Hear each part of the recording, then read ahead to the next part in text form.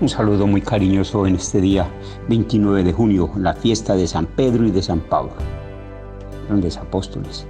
Leemos el Evangelio de San Mateo en el capítulo 16, versículo del 13 al 19. Cuando llegó Jesús a la región de Cesarea de Felipe, preguntó a los discípulos: ¿Quién dice la gente que es el Hijo del Hombre? Ellos contestaron: unos dicen que es Juan Bautista, otros que es Elías, otros Jeremías o algún otro profeta. Y le dijo: ¿y ustedes quién dicen que soy yo? Simón Pedro le contestó: tú eres el Mesías, el Hijo de Dios vivo. Jesús le dijo: dichoso tú, Simón, hijo de Jonás, porque no te lo ha revelado nadie de carne y hueso, sino mi Padre que está en el cielo. Pues yo te digo que tú eres Pedro, y sobre esta piedra construiré mi iglesia, y el imperio de la muerte no la vencerá. A ti te daré las llaves del reino de los cielos. Lo que ates en la tierra quedará atado en el cielo. Lo que desates en la tierra quedará desatado en el cielo. Palabra del Señor. Gloria a ti, Señor Jesús. Hoy celebramos la fiesta de San Pedro y de San Pablo, dos grandes apóstoles complementarios uno del otro y bases sobresalientes juntos con los demás en la construcción sólida de las bases de la iglesia. Jesús llamó a quienes quiso. San Pablo se siente llamado como apóstol tardío. Jesús, ejerciendo su tarea de maestro, lo formó con enseñanzas basadas en palabras, catequesis y testimonio de vida, acciones apropiadas a sus lecciones. Pedro y Pablo y los demás apóstoles, incluso quienes hoy ejercemos ese apostolado, lo hacemos con la claridad y la convicción y la firmeza que nos da aprender y ejercer esas enseñanzas de Jesús. Cada apóstol es un producto del dejar hacerse, del dejarse moldear por esas enseñanzas transformadoras de Jesús. Ellos lo lograron y con seguridad no les fue nada fácil. El texto del Evangelio nos presenta, según Mateo, cómo Jesús fue dando prioridad en la formación y la delegación de responsabilidades sobre Pedro. Quizás para tener las cosas claras frente a Jesús sea necesario responder la encuesta que Jesús envió a hacer entre la gente. ¿Quién dice la gente que es el Hijo del Hombre? Quizás cada uno de ellos fueron testigos de respuestas diferentes, aproximadas pero equivocadas.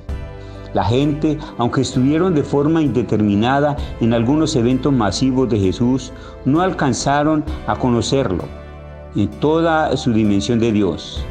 Tenían como verdad una imagen que se hicieron y una imagen equivocada. A la gente le faltó el proceso que hicieron los discípulos. Por eso cuando Jesús les dirigió la pregunta a ellos: ¿y ustedes quién dice que soy yo?, sucedió que Pedro fue quien tomó la palabra: tú eres el Mesías, el Hijo de Dios vivo. El resto guardó silencio complaciente. Reafirmaron estar de acuerdo con la respuesta de Pedro. El diálogo sigue ahora entre los dos. O es Pedro el objeto de las enseñanzas y predicciones de Jesús. Si los demás escuchan, guardarán ese silencio que hace entender la comprensión sobre el papel que Jesús le va dando a Pedro. La respuesta de comprensión de la realidad de Jesús dada por Pedro le permitió encontrarse consigo mismo, como lo más profundo de su ser.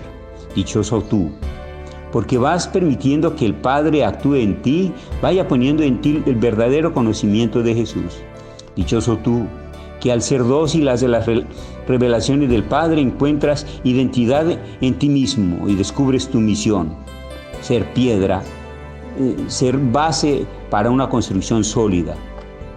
Jesús le revela a Pedro algunos elementos que le son propios, tanto de su identidad como de su misión en la iglesia que tendrá que adelantar. Entre ellas, la solidez de la iglesia frente a la muerte y el atar y desatar, tan fundamental para las liberaciones de la misma vida.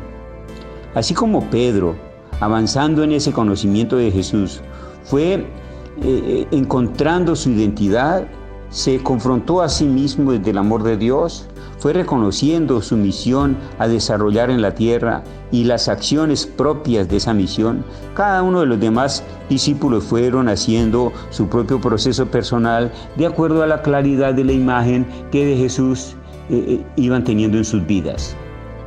Ese mismo proceso lo fue viviendo Pablo. La clarificación de la imagen de Jesús es un logro del discípulo que a la vez se encuentra consigo mismo y con su misión en la tierra.